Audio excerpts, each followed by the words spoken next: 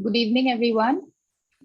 I hope I'm audible and visible on the screen as well. Welcome to another knowledge session organized as part of Prajatantra 2022-23. It is lovely to see everyone on this rainy Thursday evening. I am Mayura, and on behalf of the National Institute of Urban Affairs and Praja Foundation, I extend a very warm welcome to all our participants and our esteemed guest speakers. As an update on Prajatantra for all our attendees, we had around 1,000 young participants with us in the quarterfinal round, representing 79 cities from 23 states and 5 union territories. And further, around 350 participants in the semi-final round that was conducted earlier this month. So apart from whoever qualifies to the final round of the competition, a big congratulations to everyone who participated. It was great to see you all participate in all the competitions that had been planned. Going forward, before I introduce the speakers, I would like to brief everyone of the ground rules for the session. Please put any questions that you may have in the Q&A box that you may see at the bottom of your screen. And our speakers shall try and answer most of them. And for participants who have not been able to join on the Zoom meeting or on the Zoom webinar, we are also live on NIUA's YouTube channel and Facebook page of Praja Foundation. So you can join on either of both. It gives me great pleasure to introduce today's speakers. We have Mr. Rajiv Mishra, an IAS officer who was the former Director General of India's National Mission for Clean Ganga. A big advocate for cross-sectoral coordination, he has been largely responsible for shaping the software approaches for river management in the basin, in addition to the traditional engineering solutions. A very warm welcome, sir. And joining him, we have Sayli Mankikar. Sayli is the head of the City Climate Alliance at the National Institute of Urban Affairs. Prior to NIUA, Sayli was a senior fellow with the Observer Research Foundation's Political Economy program, where she worked on issues related to sustainable urbanism with special focus on urban infrastructure planning, design, and finance. A very warm welcome, Sayli, and I hand over the floor to you. Thank you, Mayura. Thank you for that very kind introduction. And congratulations to all the participants who, I think, made it into the semi-final stage, right? Mayura, that's what you were saying. I think yes. Great congratulations. Because we are seeing from all future climate leaders, really young climate leaders here. So welcome everyone to this really what we would like to be a very interesting session ahead for the next 1 hour. It's a great pleasure for me to really host one of the most forward-looking persons I have met, who has been an IAS officer, but led such an important mission for our country, which is the Clean Ganga mission. He's also, he has vast experience in the whole urban sector, which makes it very, very interesting to talk to him. So welcome Rajiv sir again. After Mayura's welcome, I thought I should personally welcome you. Thank you. Let's go ahead, I think, with the discussion. So the way we want to do this is we want to keep it interactive, because this is not only about Rajiv sir and talking to me, but to all of us. So we thought of this unique format of doing this session. We are going to put up one photo ahead of you on your screens as we talk, and I would like you to reflect on the photo and put 1 or 2 words that come to your mind when you see the photo. So before we go on question 1, I want to see some answers on our Q&A box quickly, 10 seconds. What do you think about this photo? What does it bring to your mind? Any question? Any responses?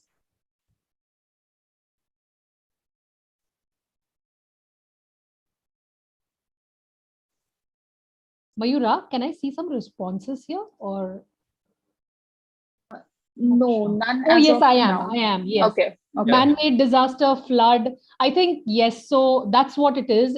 It's a photograph of the recent Bangalore floods. And you see how, the streets are inundated. And that's exactly, this photo brings me to the first session, first question to Mishra sir. So sir, you've held such important positions and led flagship programs like Clean Ganga. which means you were always on the forefront of tackling issues related to flooding. Earlier this month, we saw Bangalore really inundated, and loss of property, assets, and the city coming to a standstill. Now, some one of a few of the reasons that were identified for this was the encroachments around the city, of course, pollution and improper waste management. So, how does one look at such climate disasters, and is there a permanent solution to this, because we see this happening city after city?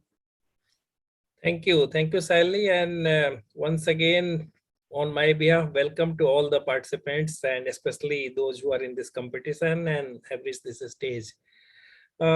You are very right, Sayli, when you say that we have seen river and we have seen flooding. But I would like to tell you, the kind of flood picture you see is little different from our usual flood. The civilization started developing on the bank of river, and we knew how to live with river. So flood is natural, is nature of the river. River will flood in the season. In lean season, it will not flood.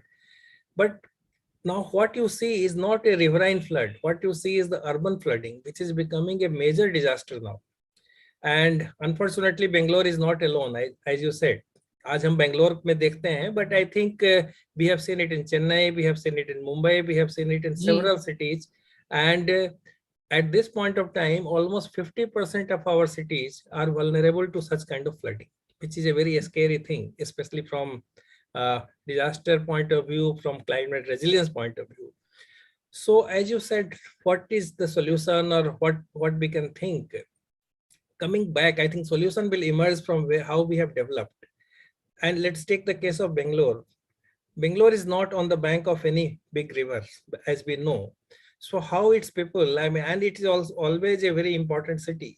So one part of Bangalore is flat and another part is also ridge, and little undulation is there. So people started using those undulations because we had to survive with nature. So using that, they started using those depression for storage of water. So that is how several tanks came, and then we also call them lake. And in that part of country, if you see, especially the Mysore state or Madras presidency area, I think lot of system of tanks developed. It's amazing how many years it would have taken, because we are talking of centuries, because these things have taken centuries, even 2000 years, 1000 years to develop that kind of system. And using rainwater, we now talk about rainwater, but actually people understood the value of rainwater and started using the natural depressions and natural resources to survive. But the problem lies when we become more prosperous, when we become technologically more sound. Some of the newer developments, actually, because we started changing from rural to urban characteristic, and we are going to urbanize more. So it's very important to understand it. So we started constructing on water bodies. And also the link, because hundreds of tanks were linked to each other, and very, very beautifully the water used to flow. Once one tank is full, then it goes to another tank. And that is how we used to get water for drinking, water for irrigation. But perhaps we started getting into that system, and then this situation has come. So I think the issue lies with the water management and urban planning. I think we have to link urban planning, make it little sensitive with the water management, and not just water, its entire ecosystem. So I think that is something which perhaps we have to really make ingrained into our thinking and our engineering and other practices. So I think that is something which we have to do. As you know, more and more such incidents will come in view of the climate change, and we have to perhaps start reimagining our cities. And this reimagination, the past will help us. Normally we'll reimagine for future, we will have to do that, but perhaps we have to visualize what was there in the past. We cannot go back to that stage, but we have to reimagine if we have to do what you can do for this. Thank you, sir. Sir, there is a question from one of our participants, and at this note, I would like to encourage all the participants to pose questions as we are going through this discussion in the Q&A box. So you very well said that we have to kind of revisit a lot of things that we have done and kind of retrace. So K. Monica asks whether, is it climate change? Is this global warming or global climate crisis? And is climate change caused by humans? So she's talking about the human interventions that have really led to, what are the human interventions that have led to this? I think, Monica, you are absolutely right. I mean, the actually question is the answer also, because I think earlier also floods used to happen. Earlier also we used to abuse, but perhaps nature was strong enough. There was resilience, so it used to come back.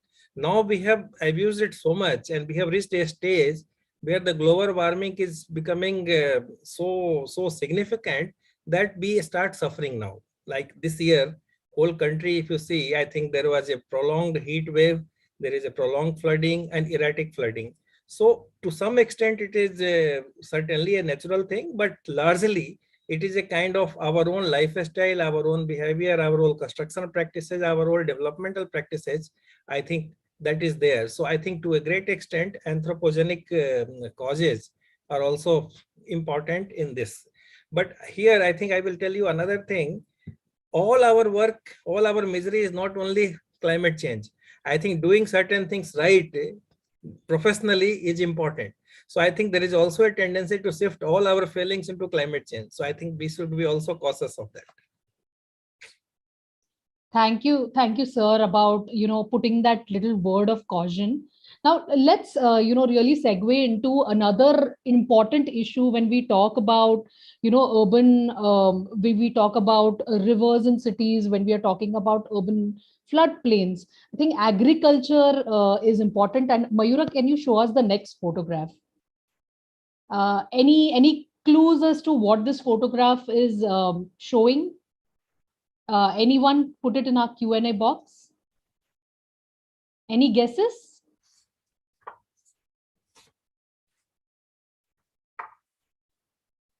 Just 10 seconds and we are going to go for the next question.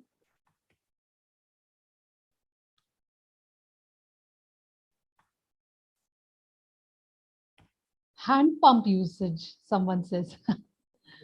I think pretty close, but we are talking about like urban agriculture, and we are, this is basically the Yamuna plains, the farming that happens alongside the Yamuna plains. And this is the agriculture that you're seeing where, food systems really deliver to Delhi, to the capital of India.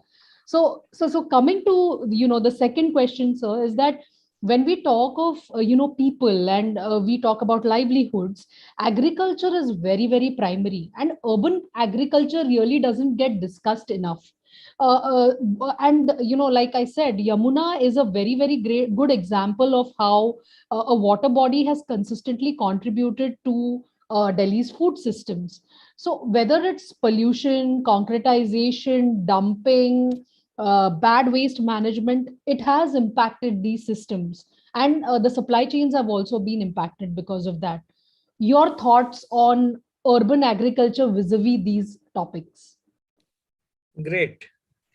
And I think the answer which came, hand pump, that Yes. hand pump or the use of groundwater also has a Yes, sir. big role to play in this whole story of agriculture. As we all know, I think if we ask a question, everyone will give the right answer. Who came first, river or the city? I think obviously river was there much before we started civilizing, urbanizing and all that. So when people started living on the bank of the river, and here please take it, keep it, river does not mean only a flowing river. I am also trying to generalize a big source of water. Every place may not be on the bank of river. It may be huge lake or wetland we call technically. So I think we started doing that. Then as we started learning to grow food, I think river was perhaps the best thing because we got water. We had very fertile soil brought by the silt in the river, and we started cultivating. Now we also are starting urbanizing. So now people take little objection in big city that why they are doing farming, or is there farming in our city? I mean, though the picture is Delhi, but I think this happens in many cities and on the bank of river. So what we have to look at, as long as it is sustainable, some sort of livelihood, urban farming also has a role to play. I think it also has a role to play in making food available to us, less transportation. We are talking of climate, so lesser carbon footprint in transporting from long distance. So there are a lot of advantage, freshness of food, nutrition, health. But the problem lies when it becomes too much, and then when it starts using chemicals, pesticides, then you are living so close to river, then you are also polluting the river. And more importantly, एक चीज सोच ले, river केवल पानी नहीं होता है, river is not just water, river is a living system, it has aquatic life, इसके अंदर जीव जंतु होते हैं, मछलियां होती हैं. So I think once we start doing like that and caring for them, then we will go for the natural farming and some of these things. लेकिन होता नहीं है. I think most of this farming will use chemicals. So I think that is where we have to draw a line. And not only urban farming, I think you see the many people, many other occupation also dependent upon river. It may be fishermen. So I think the similar question will come for the fishermen also. They started, they used to also protect the water because they knew if the water is good, they will get more fishes. But somewhere down the line, we are having a kind of pressure on all that. So while encouraging urban farming, we have to also make them sustainable and natural. And what happens, like you see a small shed there. So I think these kind of a small structure may be okay, but sometimes while doing farming, people start constructing farmhouse. people then someone else starts constructing bigger structure.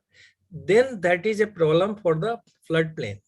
क्योंकि floodplain is part of the river system. Floodplain has to be kind of a sponge to get the rainwater, to consume rainwater, and then give you back through pumps when you have a lean season, so you will draw through the hand pumps. So I think this is something which is to be understood. And again, if you see, if you are doing good farming, you will also protect. Perhaps there is need to encourage good, healthy farming and stop completely the dumping of wasteful things, solid waste, concrete, debris of the construction waste, because cities are always going to construction. So I think those things, so that becomes very, very important to balance, to understand all those things.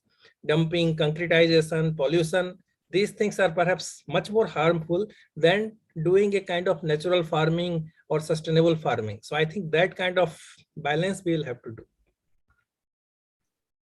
Thank you, sir, for that. And, I would like to take one of the questions. Actually, I think it came in between the first and second, but I think it applies to both in some ways. What happens to, things that have already happened? Like I'm reading a question from Shubham, which says that what happens to infrastructure that is already built? And now what do we do? I think this is also in terms of the development that has already happened, which is causing disasters. So do we plan, replan, redevelop? What do we do in any of these cases, whether it's the river related development or the cities that the infrastructure related development? Okay, I think there are number of questions. So, and as you summarized, yeah, we have to tackle. One thing is that smaller cities or where we have already done a lot of construction, perhaps going back will have its own practical problem. Of course, very objectionable constructions are also now being demolished and removed. It happened somewhere in the on the bank of in Noida area and all that. But the idea is, especially for the smaller cities, there is an opportunity, and to see that we don't repeat the mistakes and learn from our past mistakes. So I think that is something very, very important which we have to keep in mind. And as you say, there is also a question, there was also a mention about some other business being more lucrative than farming. I think that's a much larger issue. Service sector, I think all sectors have to grow, and some sort of farming, maybe the nature of farming will change. Maybe we also go for some certain kind of farming which will be very useful for the city, vegetables, horticulture, or some of these things, and done in a more organic way or more this thing, because that also has its own niche market. So I think one will have to look at different possibilities, and ultimately it's choice of people. I mean, those who want to go to other sector, those who are traditionally doing farming, perhaps better to train them little better in the modern agriculture, in a better practices for doing this kind of farming. Thank you, sir. Mayura, can you just show us the next photograph, which is, taking us further on in the story of disaster management and climate change? Yes. So any idea what this is? Can we have some things popping up in the Q&A? Any idea? I will take, there are several questions coming and we will take many of them during the session and during the end. So anyone on what this is? Very quickly. So, okay, I think I should give in on this. And, this is basically a naula. It's a traditional rainwater harvesting structure in Kumaon, Uttarakhand. And we see a lot of these structures around that area. So, so you must have guessed my next question really comes to, what Sir was mentioning about going back into some of our traditional systems. And also, relying on traditional and local knowledge and practices that really exist in urban communities, and how climate action, one of the emerging thoughts in the whole climate space is about how we must go back to these, and how we could reincorporate or incorporate many of these existing things into our disaster risks, and making room for some alternative thinking. Sir, please let us know more about, these kind of systems and then the role that they play. I will tell a little bit about what I mean. If you apparently look, it looks like a house, it looks like a temple. Yes. And this is traditionally called Nola. Primarily, basically, it's a spring, it's source of water. And wherever you will find in the hilly area some habitations, few houses and all that, and they used to locate, as I told you, people used to settle near river or a lake. So some of these hill communities also settled around some source of water. So spring was the source of water, which is called Nola. And traditionally we respected so much because water was like God. Hindi में बोलते हैं जल को जगदीश समझना. So I think with that devotion, they created a kind of a structure over that source. Like in the temple, you have got the sanctum sanctorum. Like that, they created like in a structure. Also, you will find a lot of traditional handicrafts there, or some sort of carving. Some those things were done. But what happens over a period of time, and that is where climate change or our neglecting water in the development process also comes. Because what happens, we also get water now through pipelines, through certain other sources. So traditional sources are getting neglected. That happens in cities also. Forget about Uttarakhand or Kumaon area, villages, because our local tanks are small and we are constructing, and we are sure that we will get surface water transported from somewhere else through pipeline or canal and all that. So I think this problem happens. Now, when you have got an impact of climate change and erratic, long, prolonged dry spell or too much of water, I think we suffer very badly. And the impact of climate change or disaster is going to make normal disasters also much more acute. I think there was a question also, because what will happen when flood will come? See, we knew traditional way of flood relief or how to manage a flood. But how do you manage a flood? I mean, yesterday, 3 days back, I was hearing Orissa Disaster Management Authority chairman telling that in a hilly area in Orissa, there was so much of flood, 3/4 of the annual rainfall was there in 24 hours. So in a hilly area, you have flood. So I think these kind of things, so climate change will make the disasters even more difficult to handle. And we need to prepare not just by the rescue relief kind of thing, rather look at some of the development process, look at reviving some of these traditional sources of water. Because here you will see it's spring is coming up or a Nola is coming, but its source may be somewhere else. And there is a lot of good technology, isotope technology, to identify where is the source and then try to revive that source so that the springs are not dried up. But that's the source of drinking water for the village. So primarily what I'm saying is you have to learn from the tradition and learn from the community, because you are asking about alternate thinking. See, the community is the first responder, and traditional community knew how to live. There are several community who live very light. I mean, they don't construct heavy thing. In Uttarakhand also, our construction technology was different. Now we are going into everywhere into a kind of modern city kind of construction technology. I think they are going to create more problem when there is an earthquake or when there is a landslide or other kind of disaster. So I think that there is a lot to learn. I will give an example. When tsunami came, some of the tribals in Andaman and Nicobar Islands who are absolutely having no touch with modern society, most of them survived because they knew how to what they could understand what is happening in the sea, and they could know where to go at the safe place. So they went on some hillock and then lived there and then came down. So I think there is a lot to learn from the community's response to the disaster. Use modern thing and then put all of them together to see that we move ahead. So just since you mentioned about like so many different practices there are, is there some sort of a mapping that has been done of these practices? And this is just an add-on question. Or should there be, or is there a larger resource that the students here can tap into to find this out? How does one go about this? See, there are a lot of, if you go to National Disaster Management Authority, their website, so they have a lot of things. UNDP supported a program on community-based disaster management, and what they also call disaster risk reduction program. So I think some of these programs was not so much directed to the capacity building of the responders like officials, rather they were looking at the community. And some of these program and NDMA site and all, you will find a lot of information. For little more technical information like construction technology and the disaster resilient construction and all that, there is another organization called Building Material Technology Promotion Council, BMTPC.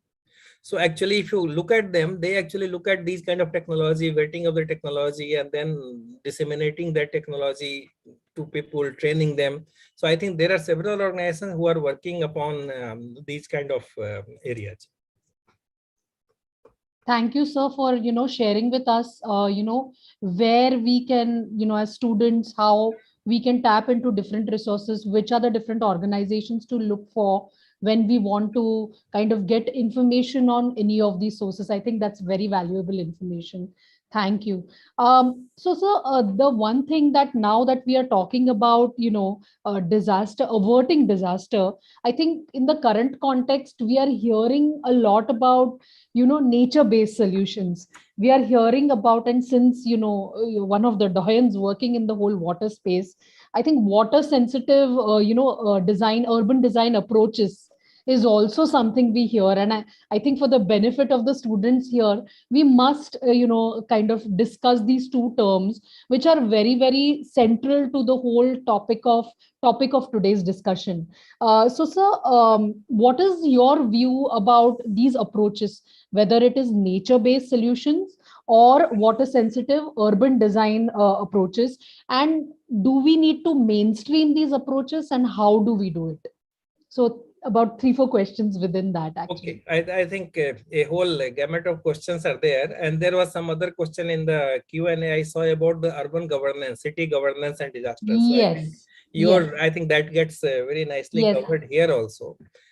See, when you are looking at city and also looking at river or lake or water sources, problem is we think in silos. Our brain is capable of thinking in a doing much more, but administratively or in the governance, we divide them into silos. So अब क्या होता है, if you look at water, actually all water is one. Simple चीज है, I think. So here I will tell you, I think all the students' advice will be, go back to your school days when we used to hear water cycle. We were all told about water cycle. And another thing is, water seeks its own level, like it flows to a lower level and it will keep on flowing. So I think we have violated that Bangalore example where we have constructed, we have not understood that water will flow. Another thing, you see, the life of water or river or water body is much longer. River has been there since thousands and thousands of years and will remain there. Our life, 100 years, 50 years, 70 years is nothing. In that time zone, it is something like not even one day for the river. So I think when you look at the water cycle, from where the rain comes, That's why I think we tried to develop an understanding of urban river management plan. So where you think of planning for the river as well as city. So suppose you construct a house, you must plan where the drinking water will come. This anyway will हम लोग सोचते हैं बिना पानी के जिंदा नहीं रहेंगे, तो पीने का पानी तो सोचते हैं, लेकिन हमारा गंदा पानी कहाँ जाएगा नहीं सोचते हैं. So जो भी आसपास वाटर बॉडी है वहाँ छोड़ देते हैं. So you should think of where this go. Should we have an in situ for any new colony? You can have an STP. STP means sewage treatment plant, or you can actually have a line and send it to some of the plants. Plants नहीं है तो हमको capacity कितना बनाना है, we should know that how many million litres per day की इस gap है उसको कैसे बनाना है. Then think of you are drawing some amount of water from the river, you are giving back them waste water. हम अच्छा पानी ले करके गंदा पानी नदी को दे रहे हैं. सो नाउ जो आप गंदा पानी दे रहे हैं दूसरे शहर के लिए वो अच्छा पानी हो जाता है. So I think you have to think this interconnected thing. फिर अभी हमने अर्बन फार्मिंग की बात की, शहरों के किनारे फार्मिंग हो रहा है, वो क्या कर रहे हैं. There is some ghat or river front, how you are going to improve that ghat, make them useful, connect people with the ghat. You have to think of industries. अगर कोई इंडस्ट्री आपके शहर में है तो what will happen to their effluent, they will take water. And then सारा जो हम कर रहे हैं उसको रीयूज कैसे कर सकते हैं, रीयूज करके क्या हम कुछ पानी पार्क के मेंटेनेंस में खर्च कर सकते हैं. So primarily what I am saying is the water sensitive urban design is basically designing your city in such a way that you are sensitive to water. And that means you have to look at the water cycle. Rain water harvesting करेंगे तो rain water हम पकड़ेंगे तो उसको if we can harvest it well, it can go to rejuvenate some of your water tanks or the natural tanks. So or it can go to the flood plain, it can recharge aquifer. So I think there are several lot of things you have to think, and then you have to draw a kind of map for the city, and that we call urban river management plan, that will help us in the water sensitive urban design. Simple terms, water sensitive urban design is becoming compatible to the water cycle, whether it's your built space or natural landscape, everything should be compatible. And now the problem is you are going to have climate change impact. So your water cycle will change. We saw in Bangalore, we saw in several places, we have been discussing. So now you have to again keep on reimagining your design, and then keep on, you become very agile. कि situation के साथ थोड़ा आगे modelling अच्छा करके technology का use करके we start planning and doing that. And very quickly on the nature based solution, primarily इसमें क्या है जो हमने अभी बताया, इसमें lot of things can be done through the engineering solution. Some of the things can be done in a natural way also. Like you have a wetland, preserve that wetland, don't encroach, protect it, rejuvenate it. It will help you in many of these disasters or climate change. You have got floodplain, उसको ठीक रखिए. You have got, suppose some cities may have mangroves और riparian buffer जो forest है, natural buffer है, उसको maintain करिए, वो आपको बहुत सारे इस तरह के डिजास्टर से बचाएगा. So I think then not only that, for cleaning also, everything need not be a big STP. There could be certain plants can help you in cleaning of these rivers or cleaning of the drains. So आप उसको bioremediation बोलते हैं या phytoremediation बोलते हैं. There is a lot of technique, nature-based solution. There, I think perhaps earlier we knew more, but we have forgotten somewhere in between, and then they are again coming back. Now we are talking more and more about nature-based solution, and more ideas are also coming up. So Rajiv sir, I think at this point I should introduce a very interesting graphic, not a photo this time, but a graphic that was created, and you were one of the curators of this graphic. And I thought it was, after you explain this, that we should really bring this in, and where we are talking of how a river, this is a desired kind of a. So, sir, would you like to reflect now that all the students and all our participants have heard you on NBS and on the urban water sensitive urban design? Can you explain this to us, because this is a very interesting graph? Yes. I think I already talked something about it, but pictorially you can now visualize, because I was telling the cake. One river is flowing. We have shown the river flow also, and this is typically the habitations along the river. So you have got some sort of industry. You have rainwater harvesting on the rooftop. I am showing some rainwater harvesting is also one possibility, but don't think that only rooftop rainwater harvesting. हमें rainwater harvesting public buildings में करना चाहिए, साथ साथ जो हमारे जो parks हैं. If you do rainwater harvesting structure in the park, actually you can store a lot of water for the entire annual need of the park maintenance. So उसी तरह से flood plain के लिए. So that is one. You will also have lots of ghat. You see in the there is some religious activity and ghat. Now, if we send solid waste management is very important. If you keep the ghat clean, there will be a good experience for people to go there, and that connect with the river, connect with the waterfront will start. Solid waste management, इधर उधर कूड़ा फेंक देते हैं हम. Now I think there is a lot of consciousness, lot of changes there, and we are talking to youth. Actually, the maximum benefit is coming from the young people. I mean, they are perhaps the real champion in keeping the city clean. Then you have got riverfront, some biodiversity park we can bring. And here you will also see, I have told, I think I have shown reuse. Lot of water which we put in the STP, we can use it. This can also become a source of earning for the municipalities. So I think that is again in something. And then there is some sort of agriculture also. So if you see on that fecal sludge management. So I think some of the fecal sludge you can actually use for the manure. And that can also help in agriculture, either in urban area or even other area, rural, nearby rural area. So I think there is so much to do with this kind of planning, looking at the entire water cycle and making your lifestyle in such a way that it goes along with that, and we get the benefit from the nature. Thank you, Rajiv sir. I think that explanation was very beneficial. I'm actually picking up from two questions and kind of, taking out the what two of our participants are asking is that, is there a plan that one should follow, or is there a single plan? And so here I would like to bring in the whole concept of localization, right, which we talk about. And when we say planning, what is that planning about, or what is the long term, short term? But also, how do you look at, can a single plan be applied everywhere, or do we have to look at or curate something as per a different city, a small city, a big city, a small town, or even like locally in small areas? See, one plan for everything will be difficult, but basic principles which goes into that planning can be similar. But again, depending upon the complexity, bada shahar, chota shahar, whether it's on the bank of river, whether some other natural attributes are there, we'll have to change. एक और चीज है, देखिए, I think if you look at a much larger picture, a river, and in a river basin, you will have several other rivers, you will have several cities, several villages and all that. So one concept is making a kind of holistic basin level plan. But this particular chart which we saw, we are talking about the city level planning. And city level planning, not just for the construction of road and other things, but also looking at the entire natural resources and then planning. So I think that is one level of planning. People also call it integrated urban water management. और जो मैंने basin का बताया, the term uses integrated river basin management. Now city have to be connected with the basin, and basin have to also see that the cities are not only villain or the negative fellows who pollute their river, rather they also contribute. So I think this kind of plan will be there. Again, another very typical term all of you must be familiar is the master plan. So the city master plan, that's again a legal document.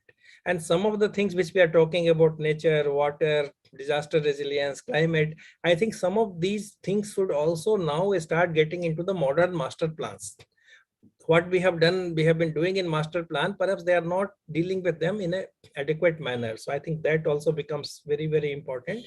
And in this whole chart and everything which we have talked, community becomes very important.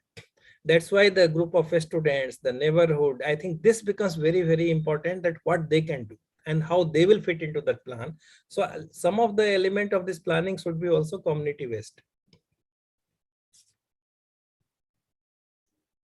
Yes, sir. Thank you so much for that, explanation on the connections between these different things and how one needs to view at plans.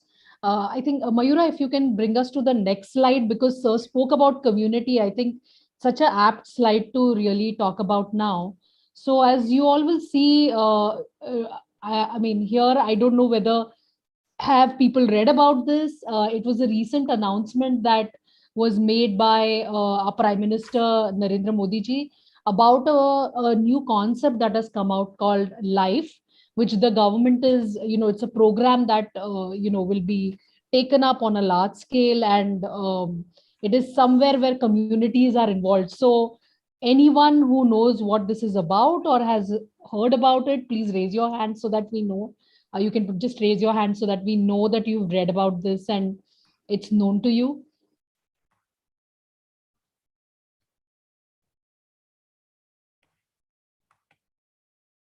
Okay, so I think at this point, I think I will bring Rajiv sir in to kind of tell us a little bit more about. I think there were two, three questions which actually talked about community participation or what people can do. And I think because there are students here, maybe what students can do, in really taking this whole environment challenge ahead and also contributing towards better cities and better and just futures.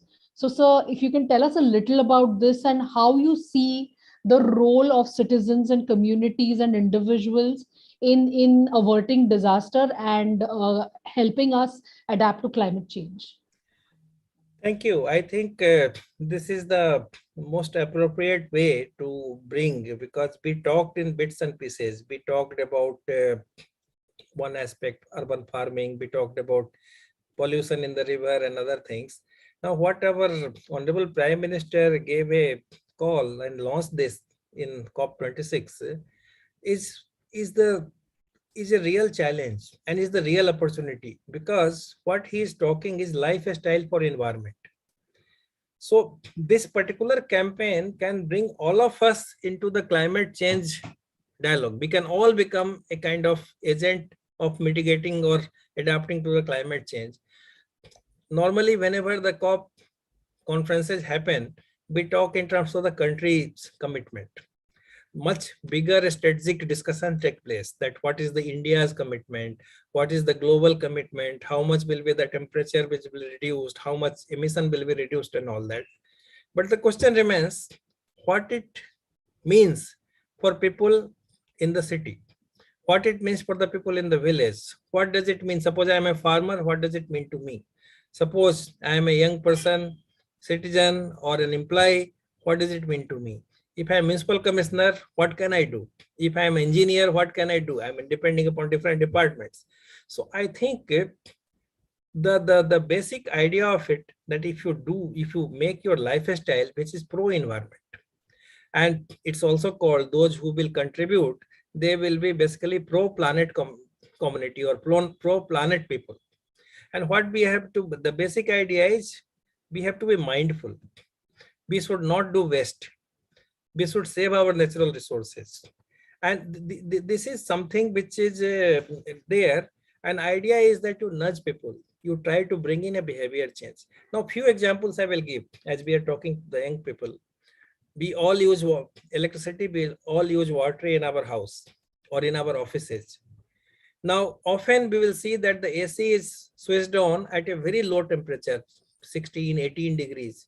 I think 24 degrees is also good enough. 23 degrees is also good enough. So I think let's start saving energy. Switch off the fans. Switch off the, I mean, they're very simple thing, but they are lifestyle thing. I mean, our lifestyle should be conscious. If we are saving, or if we are brushing our teeth, we need not keep the tap open. I mean, we can do it when we require it. So I think these are some of the things. You look at your, I mean, what you are doing with the water. Water is, certain cities water is in abundance, certain cities it is not there.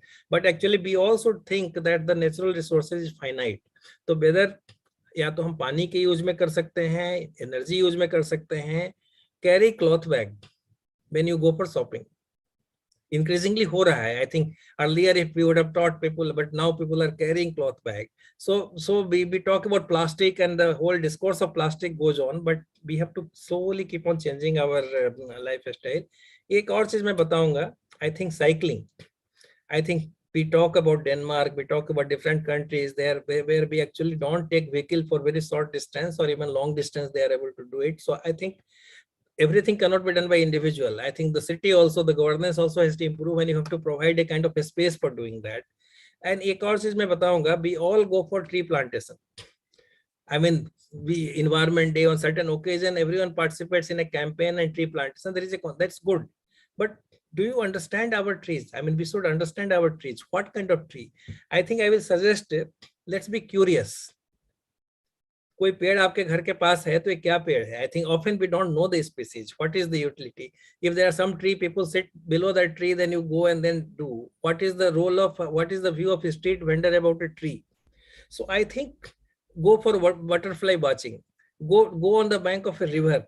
try to see the lifestyle of the traditional people along the river. So, and the native tree, the role of native tree is very important, because a lot of exotic trees and ornamental trees are planted. What are the trees which are water hungry? Should we go for those trees? Why don't we go for fruit bearing tree? I think in Delhi still you will find a lot of jamun trees. So increasingly we stopped putting that. So it just becomes a number. Any tree we plant. Then your biodiversity. Look at the birds in your city, around your house. What is happening to them? What are the native, typical birds in your city? So I think these are the things, like you slowly you will start caring for them, and then the lifestyle will also become little more nature friendly, and looking at all these things. Then perhaps certain things will be done at a higher level, at the administrative level. The governance has to be this sensitive, but the very idea is that this kind of call is coming from the topmost level, topmost political level. I think will go a long way. As Swachh Bharat mission or even Namami Gange mission, I think we could do a lot, because we could connect with people. See, we have lot of, as I say, we call our rivers holy. Astha to hai. We go and do prayer and puja, but we throw after ritual all those things in the river. So I think along with the astha, that kartabya bhi hona chahiye. So I think this, looking at this movement, lifestyle for the environment movement, will be a much larger umbrella movement, where all the bits and pieces which we have been talking, or different programs we talked about, whether Namami Gange, Swachh Bharat Mission, Amrut Mission, and several other missions, or your energy efficient houses, or LED bulb. I think several things have happened. We are moving in a positive direction, but इन सबों को लेकर के हम अपने रोज की जीवन में, life style में क्या कर सकते हैं? And once we start getting interested, we will find the answer. We will find a lot of knowledge. There's a lot of knowledge resources available to find out. So I think this is the, the most important thing which is there for us. Connect, be nature friendly, learn to live with nature, give room for the river, start respecting water as earlier days we used to do. I think there are so many slokas, there are so many scriptures which tell us to not to do certain things with water and how to actually do. In fact, there was a time when we used to pray for water. I think perhaps that is the kind of situation which we'll have to do. But while doing it, I think another thing for the young people, there is a lot of things to be done with the modern technology also.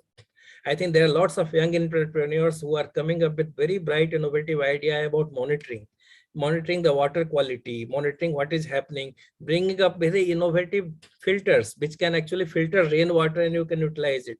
So I think there is a lot to be done. A good mix of tradition, a good mix of enjoying nature again, re-enjoying, let us say. We have forgotten. Let's again start reconnecting with nature, start re-enjoying nature, become a kind of tuned to the lifestyle. It was there very much in our tradition, and we can always do it. And it will be very good when the entire globe is thinking, because this call was given a kind of global call, and several countries have welcomed it. So I think a movement is now going to roll out, and India initiated this movement. So as an Indian citizen, we all must take pride in taking care of our environment and actually taking lead in this movement. Thank you, sir, for that answer. I think it was also very inspiring, and for all of us to make that connect between our old traditions, but also applying new technologies, innovations, and thinking in new ways to, avert what is coming ahead. So I think one of the questions was about, what is your, thought about such campaigns, whether it is Swachh Bharat or what you were doing with Clean Ganga. So I think you've pretty much answered that. But there was, one interesting question which was about involving stakeholders in planning itself. So I think I've interpreted that question because they say that can we develop there's an anonymous attendee who says that can we develop a template of a plan which consists of components that are as per the requirement of stakeholders. So this people's participation and stakeholder involvement in actually creating plans. Your thoughts about that and any examples you could kind of help us with. Excellent question. When we say we will do all these things, they are not small things. They are not simple things. Typically, when I was dealing with Namami Gange, I think I once we started in the initial stage of the mission that what we have to do. So I think there are several things to be done and challenge becomes so much. Typically, इसको management में बोलते हैं wicked problem. So I think climate change, rejuvenating a river of this size, they are all wicked problem. So उसके लिए जरूरी क्या होता है? The solution, the theory also tells, and I have practiced and I have seen it. Collaboration is the only answer. You have to bring stakeholders into it. The stakeholders, हमने भी किया. We started mapping the stakeholder for Ganga. I think the whole whiteboard was full and we had more stakeholders coming up. So I think that's a typical situation. And I was looking at some of the plans. Suppose even an infrastructure is planned. Suppose there is a consultation with the stakeholder, perhaps we can do the alignment of the road or something without hitting a kind of sacred tree or something. If initially it is done. But normally what we do, we prepare a project and send it for forest clearance. But the forest people were never entertained while formulating that. So if you start doing it, I think a lot of conflict can be avoided. And we tried to do that, a kind of this thing. Then you have to also go to almost every level of a stakeholder for different things. See, to clean a river of this size, you need lot of people to start doing on their own, because government will make infrastructure and big projects investments, but you have to create a kind of cadre of volunteers, and you have to also ask them. So I think typically now you will see also lots of these planning, lot of these exercise. We also do public consultation. I think a draft policy is kept on the website, and there is a lot of scope. I think I forgot, I will also mention here the lifestyle for environment, this the life mission.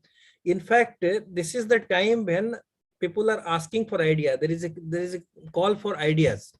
So I think this is the time, I think this is very right time we are discussing today. You can look at and share your ideas, because the very purpose of this mission or this kind of campaign is that you involve people. Swachh Bharat mission has yielded result. Namami Ganga also. This time we are more successful, not because we are constructing more STPs. That is correct. We have scaled it up by 3-4 times. But everywhere there are people who are actually going to the ghats, cleaning it, or giving us feedback, or going to people doing tree plantation. So I think that stakeholder involvement is very important. And we had done a kind of consultation right in the beginning of the mission, where a lot of people from different walks came and gave their suggestion. Then it took about a year to evolve this program, different components. Here, the students are perhaps most important stakeholders, students and educational institutions, because we started some thesis competition. We started a lot of things to actually draw the attention of university, because sometimes in India we lack a kind of good collaboration of government, academics, and industry or the private sector.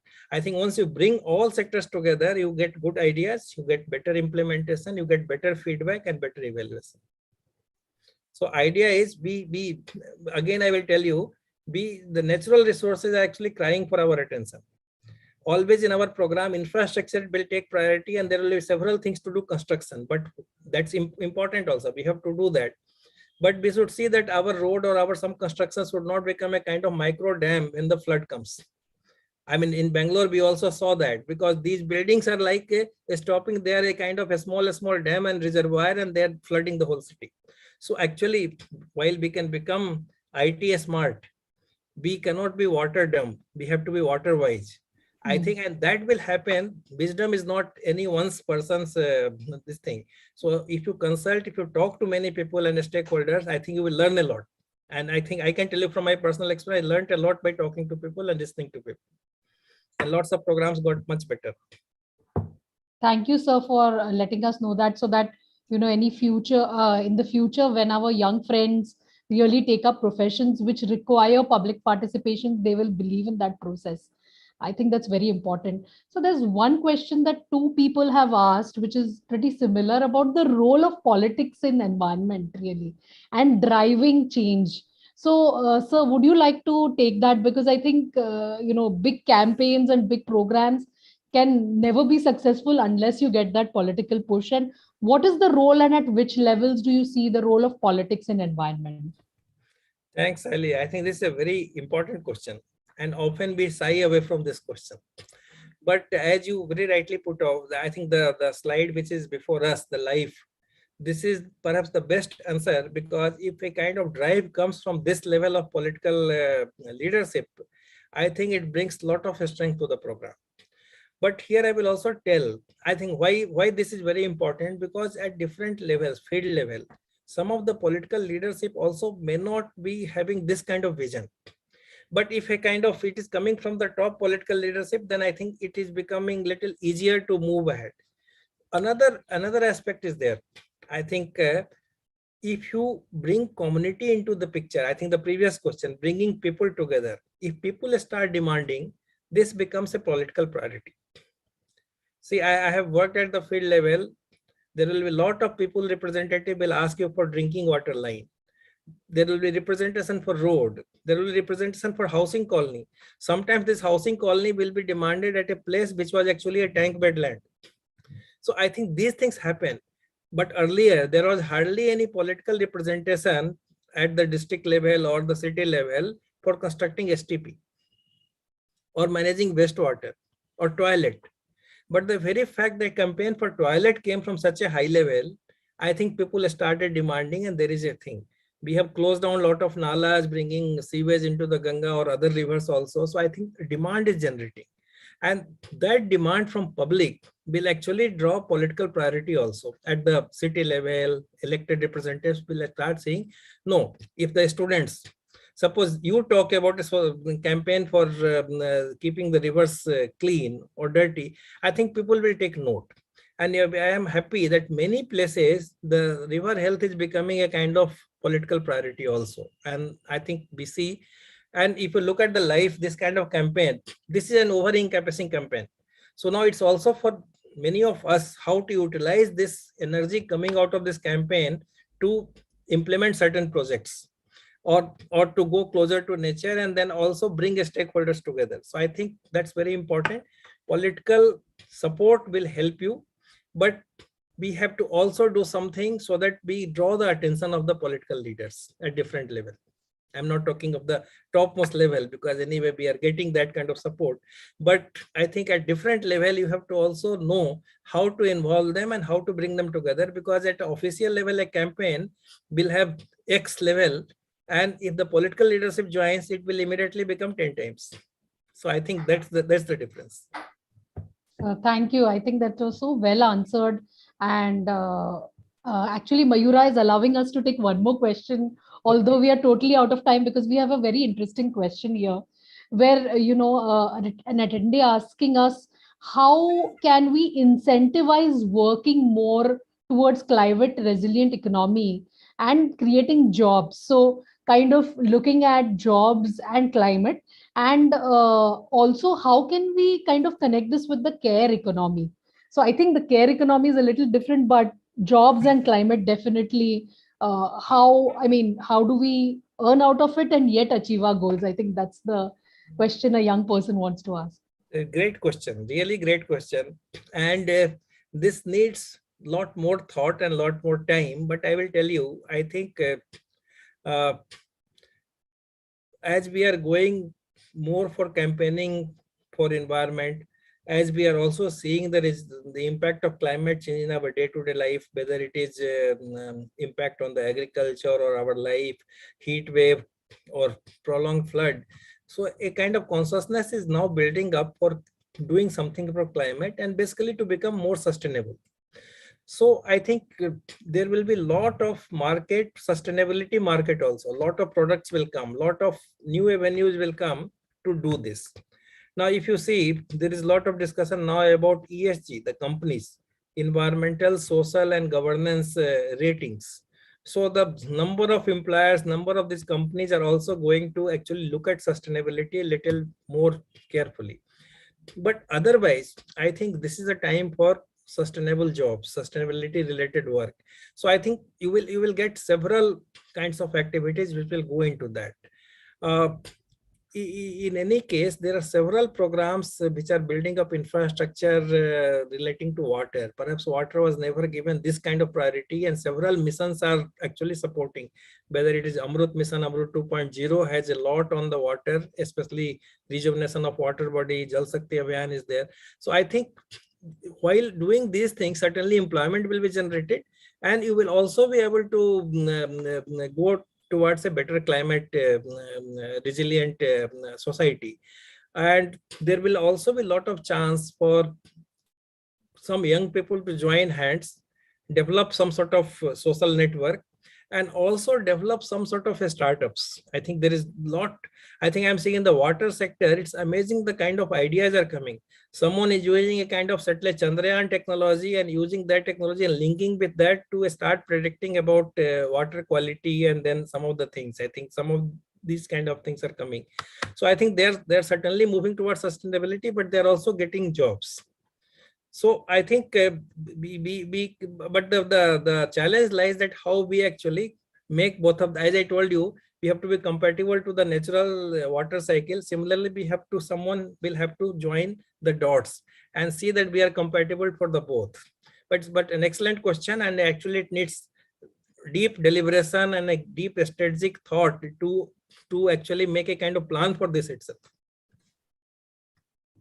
Thank you, Rajiv sir. And just to sum this up, I think it was such a invigorating discussion. And sir, we actually, I think you managed to join the dots for many people here, right from starting with the Bangalore floods to going into traditional systems, urban farming, coming down to talking about community involvement, individual involvement, and finally, even talking about the availability and what kind of jobs and opportunities there are for young people and young adults attending this. Thank you so much for the lovely discussion that you had. And I think, Mayura, we should have another session with Sir, which will actually dwell into, this part, which is excellent. So thank you, Mayura, from, Sir, would you like to have a last word before we hand over to Mayura? Thank you so much. And my last message to all the people who are there is really be optimistic and have faith that we can do it. Because when I started some of these mission, everyone said nothing much will happen, but we could see the change. So the biggest problems can also be solved. So I think that the thought is we all have to come together and we have to have faith in our cause. And everything can be done if we are collaborative and if we have faith in our cause.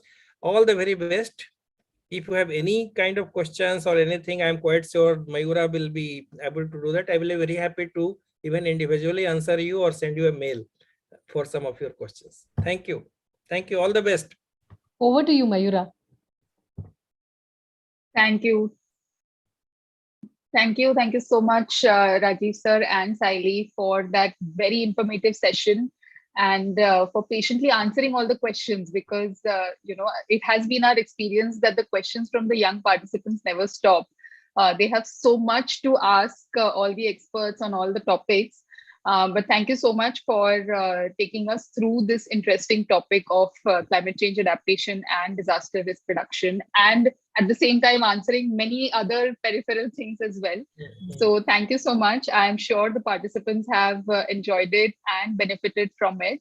And a great participation as well. So thank you to all the participants, our speakers, and we shall see everyone very soon. As Sayli said, with possibly with another session with Rajiv sir or with some interesting other activities as well. So thank you everyone and goodbye.